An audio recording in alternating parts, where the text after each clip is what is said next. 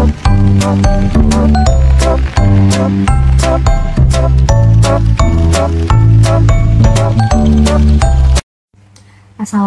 warahmatullahi wabarakatuh. Perkenalkan, saya Sinta dari kelompok 3. Di sini kelompok 3 ingin menjelaskan materi tentang Lembaga Penjamin Simpanan atau LPS. Kelompok 3 sendiri beranggotakan 5 orang. Yang pertama ada Julia Rahmadila, yang kedua ada Noni Citra Octavia, yang ketiga ada Vira Febriani, yang keempat ada Akhdan Musyafa, dan yang kelima adalah saya sendiri, Sinta Kania Prameswari. Yang pertama ada pengertian dari LPS. LPS adalah Lembaga Penjamin Simpanan, sebuah lembaga negara yang memiliki tugas utama untuk menjamin keamanan simpanan nasabah perbankan di Indonesia. Badan ini dibentuk berdasarkan Undang-Undang Republik Indonesia Nomor 24 tentang LPS yang ditetapkan pada 22 September 2004. Tugas utamanya adalah memberikan jaminan terhadap simpanan masyarakat yang disimpan di bank-bank yang terdaftar. LPS berperan penting dalam menjaga kepercayaan masyarakat terhadap sistem perbankan di Indonesia dengan memastikan bahwa simpanan mereka tetap aman, bahkan jika terjadi masalah pada bank tempat mereka menyimpan uang. Dengan adanya jaminan ini, masyarakat tidak perlu khawatir akan kehilangan dananya jika bank mengalami kebangkrutan atau kesulitan likuiditas. Dengan keberadaan LPS, sistem perbankan di Indonesia diharapkan dapat beroperasi dengan stabil dan aman. Masyarakat dapat menabung dan melakukan transaksi perbankan dengan lebih percaya diri, karena ada jaminan bahwa simpanan mereka akan terlindungi. Hal ini sekaligus mendukung terciptanya iklim perbankan yang sehat, di mana kepercayaan nasabah menjadi salah satu faktor kunci dalam mendukung pertumbuhan ekonomi nasional. Lalu ada bentuk dan status LPS. LPS dibentuk oleh pemerintah Indonesia melalui Undang-Undang Nomor 24 Tahun 2004 tentang LPS. Pembentukan LPS ini dilakukan sebagai upaya untuk menciptakan sistem keuangan yang stabil dan melindungi nasabah perbankan di Indonesia, terutama dalam hal penjaminan simpanan. LPS adalah badan hukum berdasarkan Undang-Undang Nomor 24 Tahun 2004 tentang LPS. Undang-undang tersebut menegaskan bahwa LPS adalah badan hukum yang memiliki peran penting dalam menjaga kepercayaan masyarakat terhadap sistem perbankan. Lalu, LPS merupakan lembaga yang independen, transparan, dan akuntabel dalam melaksanakan tugas dan wewenangnya. LPS juga bertanggung jawab kepada Presiden. LPS didirikan sebagai lembaga yang independen, yang berarti lembaga ini beroperasi secara mandiri tanpa intervensi langsung dari pihak lain dalam melaksanakan tugas-tugasnya. Kemandirian ini memungkinkan LPS untuk bertindak secara objektif dan profesional sesuai dengan mandat yang diberikan oleh undang-undang. Selain itu, LPS juga diharuskan untuk bersifat transparan dan akuntabel. Transparansi berarti bahwa LPS harus terbuka dalam menjalankan aktivitasnya, baik dalam hal kebijakan maupun keputusan yang diambil. Sementara itu, akuntabilitas berarti LPS bertanggung jawab terhadap tindakan dan hasil yang diperoleh, terutama dalam melaksanakan fungsi penjaminan simpanan. Meskipun LPS merupakan lembaga independen, lembaga ini tetap bertanggung jawab langsung kepada Presiden Republik Indonesia. Artinya, LPS melaporkan aktivitas, kinerja, dan hasil yang dicapai kepada Presiden sebagai kepala negara. LPS berkedudukan di Jakarta dan dapat mempunyai kantor perwakilan di wilayah negara Republik Indonesia. LPS berkedudukan di Jakarta sebagai pusat operasional utamanya. Namun, LPS juga diberikan wewenang untuk memiliki kantor perwakilan di berbagai wilayah di Indonesia, jika dianggap perlu guna mempermudah pelaksanaan tugasnya di seluruh wilayah negara Republik Indonesia. Lalu selanjutnya akan dibacakan oleh Noni Citra Octavia. Perkenalkan, nama saya Noni Citra Octavia. Di sini saya akan menjelaskan materi selanjutnya, yaitu tentang fungsi LPS. Fungsi LPS terbagi menjadi beberapa bagian. Yang pertama yaitu menjamin simpanan nasabah bank dan turut aktif dalam menjaga stabilitas sistem perbankan sesuai dengan kewenangannya. Yang kedua, menjaga stabilitas sistem perbankan, di mana LPS mencegah terjadinya kepanikan penarikan uang secara massal yang dapat mengancam stabilitas sistem perbankan. Yang ketiga, melindungi nasabah. LPS memberikan rasa aman kepada nasabah bahwa uang simpanannya terjamin sehingga mereka tidak perlu khawatir akan kehilangan uangnya. Yang terakhir, meningkatkan kepercayaan ke masyarakat terhadap perbankan. Keberadaan LPS ini membuat masyarakat lebih percaya untuk menyimpan uangnya di bank. Selain beberapa fungsi LPS yang telah saya jelaskan, mulai dari tanggal 22 Maret 2007, Lembaga Penjamin Simpanan LPS menjamin simpanan nasabah di bank hingga maksimal 100 juta rupiah per orang. Berarti jika nasabah mempunyai simpanan lebih dari 100 juta, maka uang sisanya tidak dijamin oleh LPS dan hanya akan dibayar jika bank tersebut dilikuidasi atau ditutup dan dijual asetnya. Tujuan dari kebijakan ini adalah melindungi nasabah kecil karena menurut data pada akhir tahun 2006, lebih dari 98% rekening nasabah di bank memiliki saldo yang kurang dari atau sama dengan 100 juta. Namun, setelah terjadi krisis ekonomi global pada tahun 2008, pemerintah menerbitkan peraturan baru yaitu Perpu Nomor 3 Tahun 2008 yang mana menaikkan jumlah simpanan yang dijamin LPS menjadi 2 miliar rupiah. Hal ini untuk memberikan perlindungan yang lebih besar selama masa krisis. Besaran jaminan ini dapat diubah lagi tergantung pada perkembangan krisis global nantinya. Materi selanjutnya akan dibacakan oleh Julia. Saya Julia, saya akan membahas tentang tugas LPS. Tugas LPS yang pertama, merumuskan dan menetapkan kebijakan pelaksanaan penjaminan simpanan. Jadi, LPS ini bertanggung jawab untuk menyusun kebijakan yang mengatur cara penjaminan simpanan masyarakat di bank. Yang kedua, melaksanakan penjaminan simpanan, merumuskan dan menetapkan kebijakan dalam rangka memelihara stabilitas sistem perbankan. Nah, LPS ini secara langsung melakukan penjaminan terhadap simpanan nasabah di bank. Jadi, jika ada bank yang mengalami masalah atau kebangkrutan, LPS ini akan membayar ganti rugi kepada nasabah hingga batas waktu tertentu sesuai dengan peraturan yang berlaku. Nah, LPS juga tidak hanya bertugas menjamin simpanan, tetapi juga berperan aktif dalam menjaga stabilitas sistem perbankan nasional. Nah, jadi LPS ini merumuskan kebijakan yang mendukung terciptanya perbankan yang sehat serta mencegah terjadinya krisis perbankan. Ya, merumuskan, menetapkan, dan melaksanakan kebijakan penyelesaian bank gagal yang tidak berdampak sistemik. Jadi jika ada bank yang mengalami kegagalan tetapi tidak memiliki dampak signifikan terhadap sistem perbankan secara keseluruhan atau non-sistemik, LPS ini akan menangani bank tersebut. Jadi penanganan itu bisa berupa proses likuidasi atau restrukturisasi untuk memastikan bank dapat menyelesaikan kewajibannya kepada nasabah tanpa menimbulkan ketidakstabilan dalam sistem perbankan. Keempat, atau yang terakhir, yaitu melaksanakan penanganan bank gagal yang berdampak sistemik.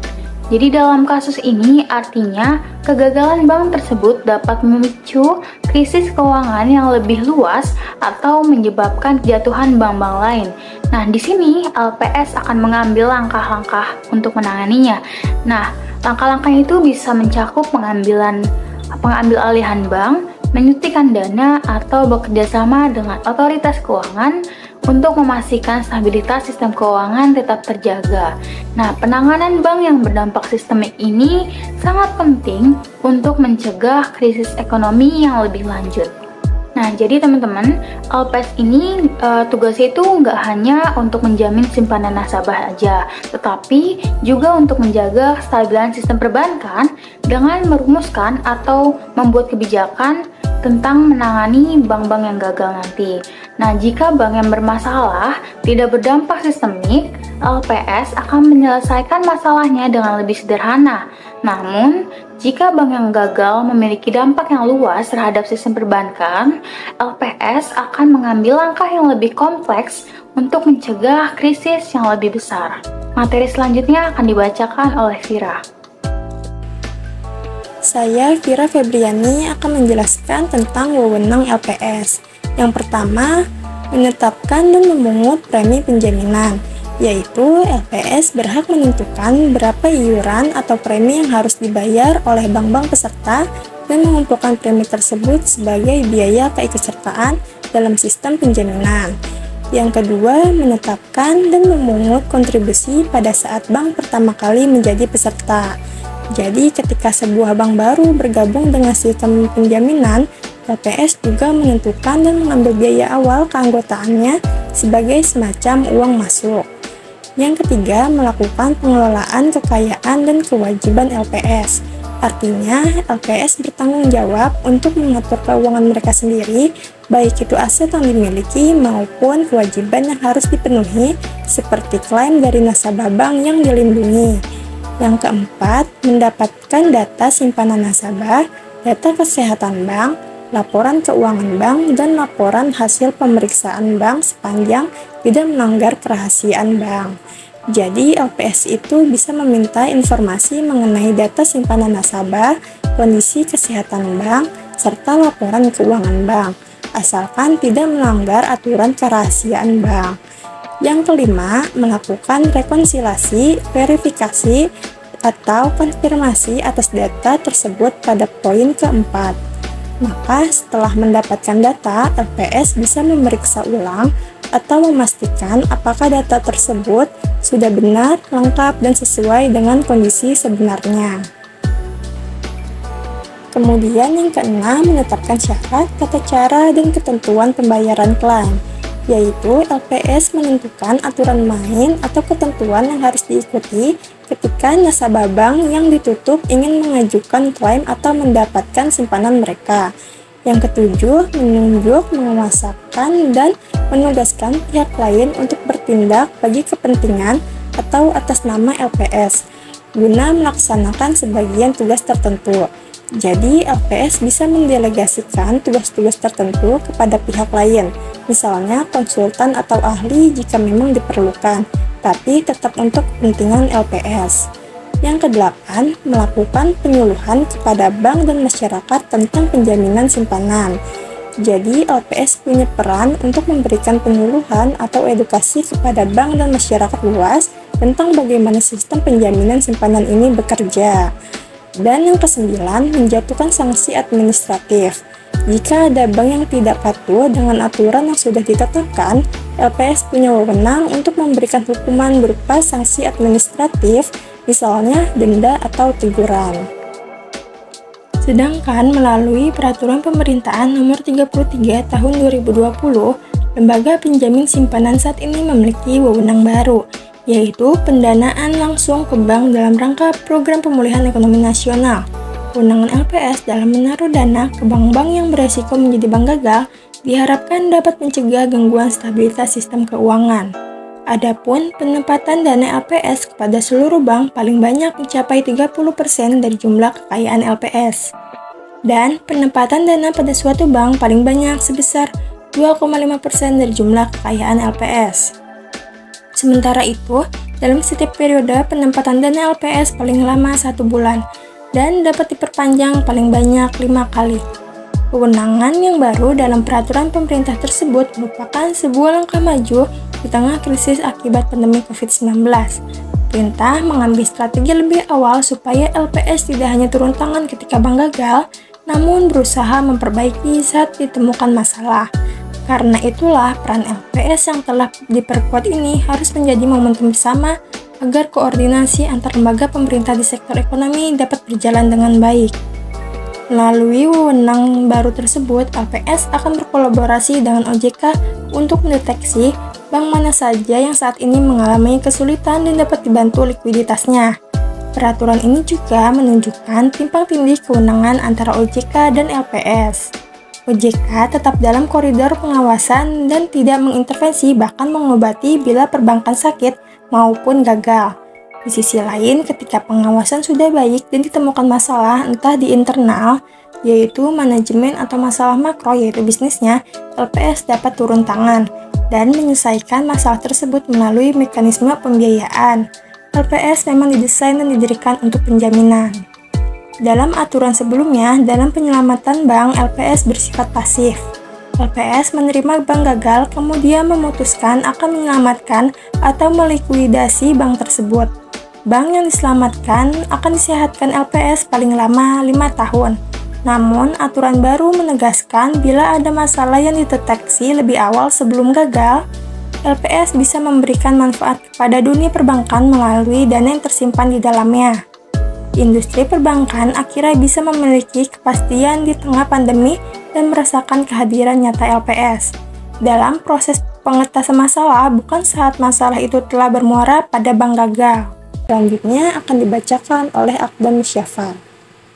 Selanjutnya yaitu syarat-syarat penjaminan LPS. Nah, yang saya tahu yang poin pentingnya adalah yang pertama adalah simpanan nasabah tercatat dalam pembukuan bank.